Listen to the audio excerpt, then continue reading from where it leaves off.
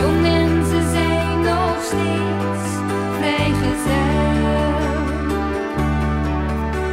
Een meisje ziet hen en lacht en schenkt dan aan beiden haar hart. Zij zullen rivalen zijn, die twee. De boot met de beide vissers uit San Juan vaart uit naar dat mooie eiland, maar legt nooit aan.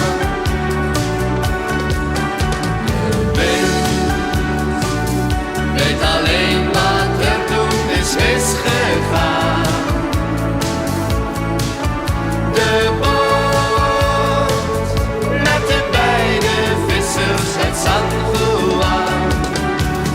Het meisje zei toen tegen hen beiden: gaan jullie om mijn liefde strijden? Ik hou van jullie tweeën evenveel. Wie mij zal winnen voor het leven, mag mij al zijn liefde geven. Maar ik hou van beiden evenveel.